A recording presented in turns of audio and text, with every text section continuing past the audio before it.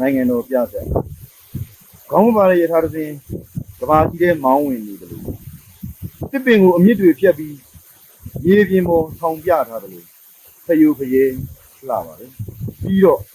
မရှိနိုင်မกินနိုင်လှပါတယ်ရေကိုဝယ်နေရတယ်လို့မကျွတ်လွတ်နိုင်ခြင်းများမီးကိုဝယ်လောင်ရတယ်လို့စော်ကားခံရမှုများငါတို့ဒုက္ခကိုအောက်ကြနောက်ကြရှာဖွေခဲ့မိလား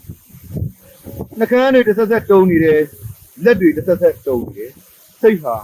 တစ်ဆက်ဆက်တုံနေတယ်ဒီအရက်မှာပျော်ရွှင်မှုတွေလူမနေတဲ့အခန်းထဲကဖျားပန်းလို့ညှိုးလျော်၆ကပ်နေကြတာကြာပြီဒီရက်မှာမျောလင့်ခြင်းတွေတစ်ကက်လို့အသိဉချိုးခံခဲ့ရတာလေကြာပြီတစ်စက်လုံးတွေးထက်တန်ယူရှုမြော်ခြင်းအရသာဟာရှာကိုလွှဆွဲနေတယ်ငါတို့မပျော်ရွှင်ခဲ့ရဘူးငါတို့ပျော်ကြခဲ့ရတယ်ဂျုံဆိုင်ခဲ့တဲ့လက်တွေစီဂျုံဟာပေါင်မုံပြစ်ပြန်မလာပဲ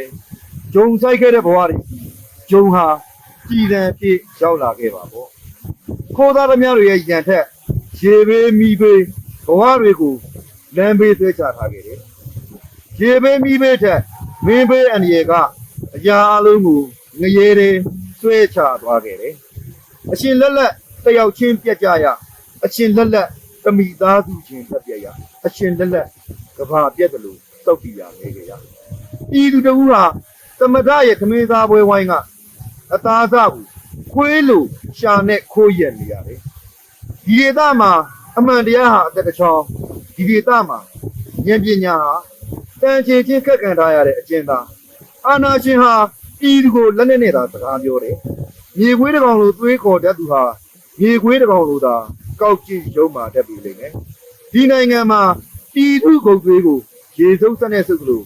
စုပ်ယူခဲ့လွန်းလို့ဘလူးတစ်ဖက်ဖြစ်သွားတဲ့အစိုးရနဲ့ဒီနိုင်ငံမှာလူနဲ့သူနဲ့